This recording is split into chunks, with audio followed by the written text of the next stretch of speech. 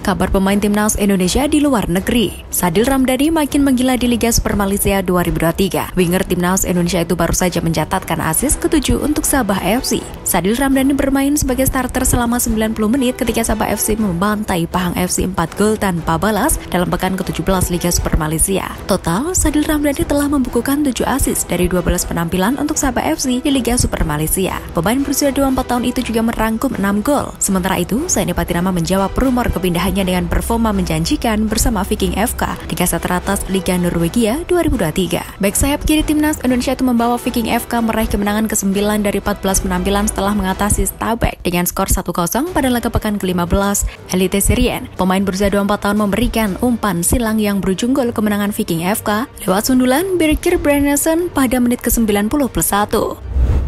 Dipuji pelatih Ipswich Town, Elkan Bagot malah dipinjamkan ke FC Tokyo. Sekedar diketahui, masa depan Elkan Bagot bersama sang klub Ipswich Town sedang tidak menentu. Medio 2 pekan lalu, pelatih Ipswich Town Kieran McKenna mengatakan bakal meminjamkan Elkan Bagot ke klub lain. Hal itu bertujuan agar bek timnas Indonesia ini mendapatkan menit tampil yang banyak. Namun rencana Ipswich Town meminjamkan Elkan Bagot seakan sirna setelah bek bertinggi badan 194 cm itu dimainkan saat sang tim menang 2-1 atas Spartak Trnava pada Sabtu 15 Juli 2023 malam waktu Indonesia Barat. Bahkan kelar pertandingan, Kieran McKenna memuji kiprah Elkan Bagot. Meski begitu, akun fanbase timnas Indonesia Garuda Revolution Ina menyebut rumor bahwa FC Tokyo tertarik mendatangkan Elkan Bagot. Sebelumnya pada Januari 2022, FC Tokyo juga coba mendekati Elkan Bagot. Namun pada akhirnya kabar tersebut menguap begitu saja.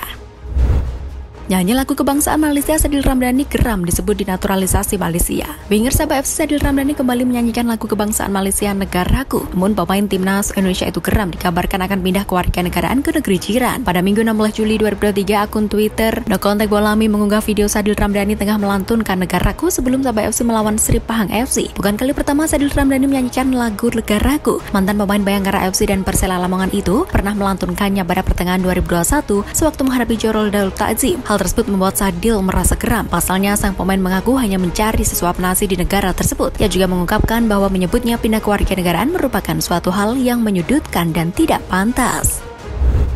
Media Malaysia takjub Marcelino Ferdinand bobol gawang FC Groningen 2 kali. Media Malaysia semuanya bola takjub dengan aksi Marcelino Ferdinand yang membobol gawang FC Groningen. Meski klub Marcelino Ferdinand KMS Kadensi kalah 2-5 dari FC Groningen, semuanya bola menyebut gelandang 18 tahun itu telah menyita perhatian pecinta sepak bola Asia Tenggara. Marcelino Ferdinand sedang mengikuti tur pramusim KMS Kadensi yang dijalani di Belanda. Selama di Belanda, KMS Kadensi hanya berlatih, tapi juga melakukan pertandingan uji coba. Laga pertama KMS Kadensi adalah menghadapi FC Groningen pada Minggu 16 Juli 2023 dini hari waktu Indonesia Barat. Dalam laga tersebut, Marcelino berhasil mencetak 2 gol untuk Dainzi.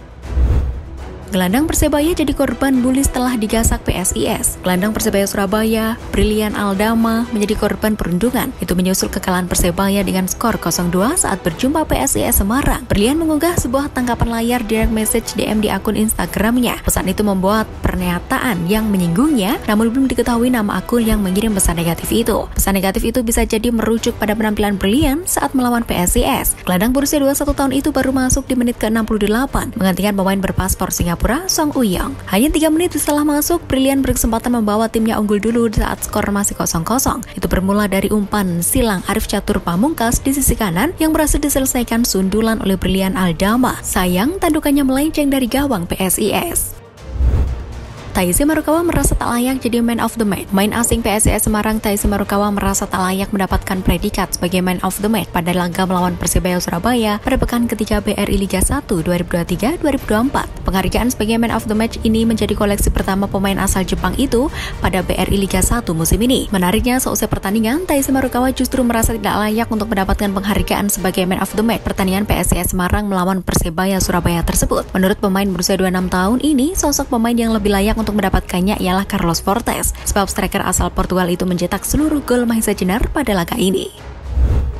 Striker asing anyar Persib kalah gacor dari Ramadan Sananta. Pelatih Persis Solo Leonardo Medina merasa puas dengan adaptasi satu di antara penyerang anyar timnya David Gonzalez. Meskipun Gonzalez belum mencetak gol dalam 3 pekan awal BRI Liga 1 2023-2024, sejauh ini kontribusi gol belum bisa diberikan David Gonzalez atau yang akrab disapa dengan Roni. Hanya saja dia berhasil menyumbangkan 1 assist pada penampilan ketiganya bersama Laskar Sampernyawa. Menurut Leo, pemainnya itu masih butuh adaptasi. Sebagai pemain baru, Roni memang tak semoncer striker Persib bisnis solo lainnya, Ferdinand Rodriguez dan Ramadan Sananta misalnya. Sejauh ini sudah sama-sama mencetak 2 gol pada 3 laga awal. Sementara itu, Moussa Sidibe yang lebih sering diplot sebagai gelandang serang telah menyumbangkan 1 gol dan 1 assist.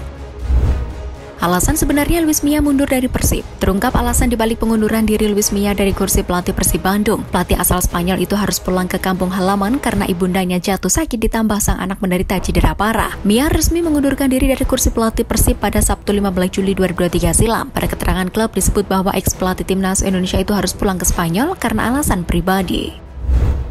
Justin Hubner pamer jadi kapten Wolverhampton Wanderers. Sekedar diketahui, Justin Hubner hampir dinaturalisasi menjadi warga negara Indonesia WNI pada medio Mei 2023. Justin Hubner dijadwalkan menjalani naturalisasi bersama 2 nama lain, yakni Ivar Jenner dan Rafael Strauch. Namun, proses naturalisasi Justin Hubner terhenti di tengah jalan. Di tengah rai kubu Justin Hubner meminta sejumlah uang kepada PSSI agar proses naturalisasinya dilanjutkan. Beberapa bulan berselang, Justin Hubner semakin matang setelah sekira 1 bulan menjalani liburan musim panas 2023 di Ibiza, Spanyol. Justin Hubner kembali bergabung dengan sang tim Wolverhampton Wanderers U21. Dalam uji coba terbaru yang dijalani Wolverhampton Wanderers U21, Justin Hubner diplot sebagai kapten. Hal ini semakin mengindikasikan hanya masalah waktu bagi bek berusia 19 tahun ini mentas di skuad utama Wolverhampton Wanderers yang ambil bagian di kasta tertinggi Liga Inggris Premier League.